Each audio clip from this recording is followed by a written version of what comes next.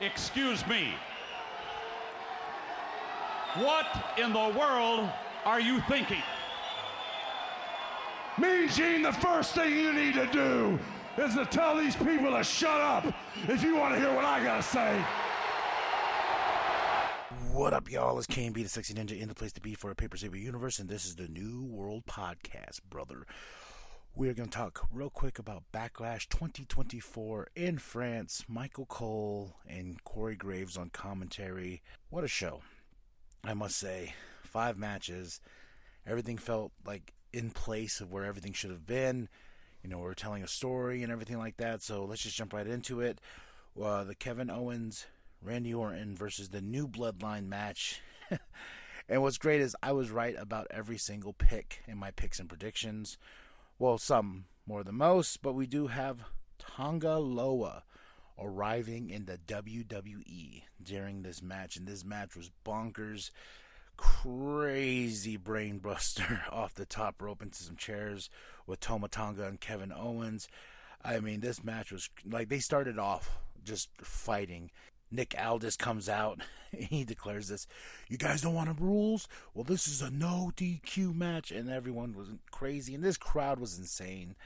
A little too insane, to be honest. I mentioned in my SmackDown review that Cody had some banger lines, but that crowd was just cheering just to cheer, and that's what it was tonight. And at some points, like, it kind of threw me off in the show. Like, don't get me wrong. I think the crowd was rocking. I think the crowd was loud. I think the crowd did what they wanted to do. They were having a good time.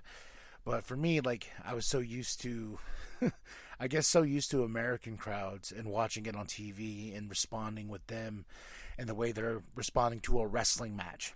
Overall, that didn't hurt any of the performances of these matches, but the new Bloodline wins. We have Tonga Loa a part of that now, and it's amazing. I'm so excited for this new era of the new Bloodline. I really am. I think it's going to be a crazy ride, and I said the Bloodline can't lose because you've been building Solo to be this Don Mafioso. Props to that. Next up is the WWE Women's World Championship match. And I will say this is my match of the night. Oh, this match was so good. Bayley versus Naomi versus Tiffany. And Tiffany shined like crazy in this match, man. And it was a back and forth battle between all 3 women. And I loved every minute of it. Bayley retains the championship. And I was, of course that's what's going to happen. This is going to be a long title reign. And she ain't losing that championship anytime soon. But Naomi gave her some love and hugged Bayley. Bayley's not a hugger. But this was awesome, man. This was such a good match. And Tiffany Stratton, my hat's off to you. They were beating the crap out of each other, which was great, and everything like that. And next up, we got the World Heavyweight Championship, Jey Uso versus Damian Priest. I picked Damian Priest for the win, which he does. He retains the championship and some Judgment Day shenanigans and stuff like that. So Jey Uso was phenomenal in this match. Him and Damian just clicked. Like, I was really disappointed with the Jey Uso Jimmy Uso match because it was just like super kicks and like there was no real flow of anything. But I feel like Damian Priest was a good partner for Jey Uso in this match. And hats off to Jey Uso and that crowd. It's me, Uso, day one-ish. They were hands up and down, hands up and down. I mean, they were rocking for that. But Jey Uso did not win, so what's next for Jey Uso? We shall see. We shall see if he goes after any other championship, a singles title or the IC title, the King of the Ring. They got the King of the Ring tournament coming up. There's 8 matches set for Monday Night Raw. Also, WrestleMania 41. WrestleMania will be in Vegas this year. That's not this year, next year. But I was like, ooh, start saving up, folks. This is going to be a big one, especially if they're going to be in Vegas. And the biggest thing of this match, this biggest part of the story that was told was Damian Priest getting mad at Finn Balor and JD McDonough pushing them. And we're getting Damian Priest to be a babyface. And I was like, okay, he doesn't like the shenanigans that they caused because he wants to do this himself. He wants to prove that he doesn't need anybody.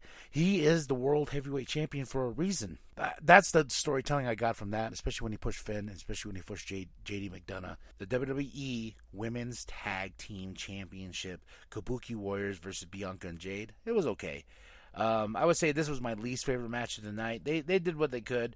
And, of course, Bianca and Jade, they are our new women's tag team champions. And this is Jade's first championship. They keep building her, rightfully so. I think WWE is properly building Jade Cargill. And teaming her up with Bianca Belair was a very smart move. And I would like to see where this WWE Women's Tag Team Championship reign is going to go. Next up, the undisputed WWE Championship on the line. The American Nightmare, Cody Rhodes, the Phenomenal One, AJ Styles, in a battle of battles. This match was fantastic. And this is another one of those matches I watched. I'm probably going to watch again, but man, that crowd, like, it was all over the place. And that's what I meant in the starting of the show when I talked about the crowds and stuff, the crowd in France. They were just cheering the cheer. Like, you know, there was moments where I'm like, man, these guys are really giving it their all in this match, but you're not properly doing what, you know, cheering and stuff. You're randomly singing, you're randomly this.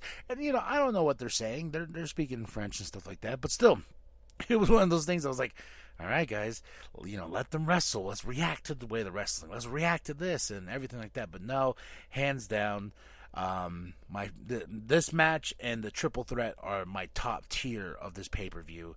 And, of course, Cody Rhodes retains the championship. AJ Styles goes into the wind and everything. So who's next for Cody Rhodes? We shall find out on SmackDown next Friday. But, man, Backlash 2024 in the bag in France, and Michael Cole, I know, is having a good time. Corey Graves. There was a point where the crowd was so loud the camera started shaking. And I do like this. I do like this for championship matches now, that they have a little card that says challenger, then their name, and that camera they use on the challenger and the champion is insane. They used it at WrestleMania. And I was kind of drawn back when they used it here. I was like, oh, yeah, I forgot about that camera, you know, because that camera's crazy. Like, it's just so, like, 4K, HD, whatever you want to call it. And it looks beautiful. But that's it. That's all. And really cool part here on the show was Jay meets the new Bloodline, you know, sees them all coming out before his match. And I was like, ooh, and this was the largest gate of any arena for WWE. Huge show, huge numbers, making money. I'm excited. And WrestleMania in Vegas is going to be great. I am definitely going to start saving up for that. I was talking to the wife about it. She was like, yeah, got to save up. So, and then the CM Punk shenanigans of him getting locked into the new Titans Tower 2, he called it. Was really funny on Instagram. So, all right, y'all. Tell me what you thought of Backlash. I give this show a solid 5 out of 5. My two matches is the World Heavyweight Championship match and the WWE Women's Championship match. Those two matches are great. I want to rewatch them. That's it. That's all. Drop your comments below. Hit that like, hit that subscribe, share with your grandma, share with your grandpa, share with the bum down at Walmart. Go to ProWrestlingTees.com/New World Podcast. Get yourself that sweet nWp logo created by Penta X. And remember that the New World Podcast is for life, brother. Who the hell?